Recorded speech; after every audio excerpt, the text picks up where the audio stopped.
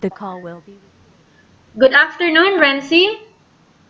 Good afternoon, ma'am. Okay, Rensie, can you tell me about yourself? I'm rensie I'm 23 years old. I have a one child. Okay, I have a few questions for you to answer, so let's start. Why do you want to work as a maid? I want to work as a maid because I want to help my family, ma'am. Why you choose Malaysia when there is a lot of other country? I choose Malaysia because I want to learn their culture and their traditions. How are you qualified for this job? I'm qualified because I'm kind, I'm humble, I'm patient.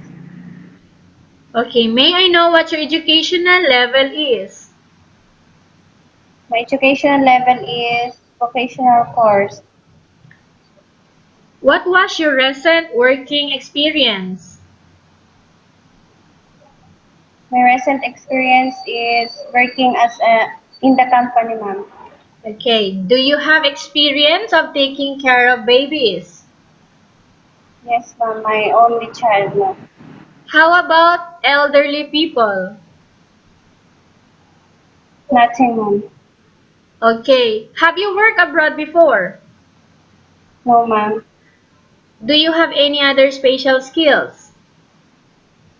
Yes, ma'am. Are you willing to learn new skills?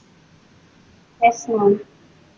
Are you willing to work with a family where the mother-in-law or any relatives stay together? Yes, ma'am. Currently, are you still working now? Yes. No, ma'am.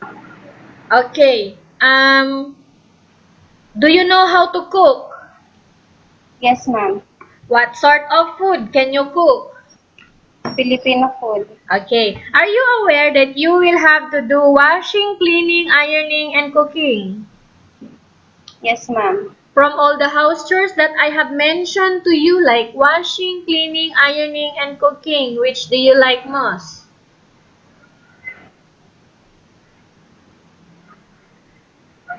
Washing. Okay. If ever you were selected to work in Malaysia, who will take care of your kid? My parents, ma'am. You are not allowed to use handphone during working hours. Yes, ma'am. You are only allowed to use handphone after you finish all the works and when going to bed. Yes, ma'am. You are strictly needed to surrender the handphone to your employer in the morning and your employer will return back to you once you're going to bed. Yes, ma'am. Okay, if ever your employer finds out that you're abusing of using your handphone and it's affected your work performance, your employer will confiscate your handphone and you are not allowed to hold it anymore.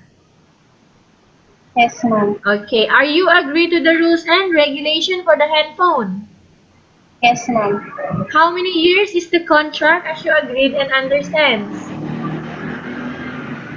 2 years. Okay, can you describe for me your attitude? I'm kind. I'm humble. I'm patient and hardworking. Okay, how can you assure to us that you will work hard in Malaysia? By doing my best in Okay, my work, ma'am. good. Can you promise not to use the house telephone without the permission of your employer? Yes, ma'am. Can you promise not to put on makeup but to dress properly while work? Yes, Can you ma'am. promise not to invite friends and relatives without the consent of your employer? Yes, ma'am. Can you promise not to ask for advance salary from your employer under any circumstances? Yes, ma'am. Do you really understand of the rules and regulation of the agency? Yes, ma'am. Do you pay any placement fee for you to come to Malaysia to work as a maid? Oh, ma'am. Okay. Do you have any history of sickness, breast cancer, or any other illness? Nothing, ma'am. Do you suffer from any skin diseases, allergies, or physical defect? No, ma'am. Do you smoke? No, ma'am. Have you undergone any operation before? No, ma'am. Are you medically fit or are you fit to work? Yes, ma'am. Are you in any medication right now? No, ma'am. Are you are you in any medication right now? Yes, ma'am. Okay. What medication you are taking right now?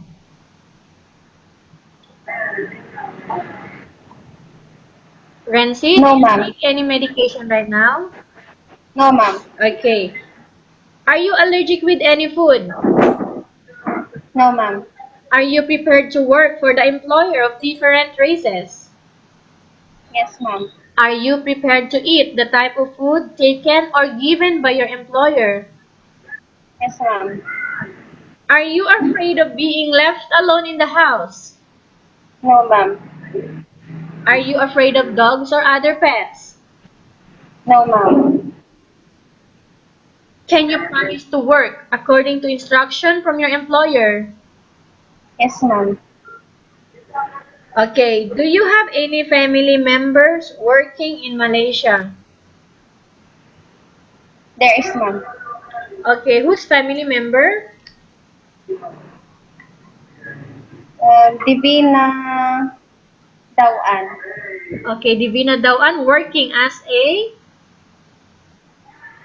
Um, maid, maid, ma'am. Okay, so Divina Dawan still here in Malaysia. No, ma'am. They're in Japan. Ah, okay, so your relative is working in Japan. Yes, ma'am. Okay, we have finished our question section. Let's proceed to the case study.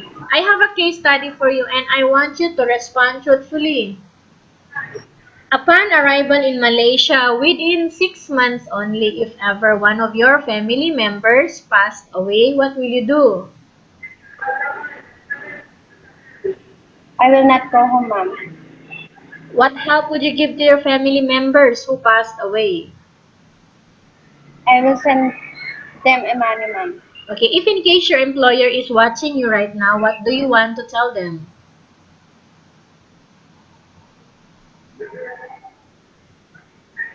Ma'am, If in case your employer is watching you right now, what do you want to tell them?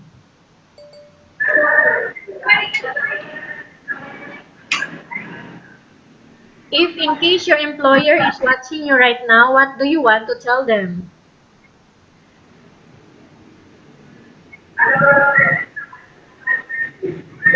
I'm pleasing, ma'am. I will.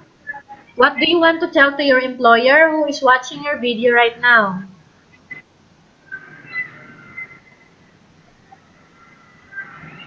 Rensie? Rensie, if in case your If, employer is watching you right now, what do you want to tell them? if you will qualify me as a maid, as your maid, I will do my best in my work, ma'am. Okay, tell us about yourself again. I'm rensie Gamoo. I'm 23 years old, and I have a one child, ma'am. Okay, and why do you want to work in Malaysia as domestic helper? Because I want to help my family, ma'am. Okay, thank you very much, Renzi. We will update to your agency if there is any selection made by the employer. Yes, ma'am.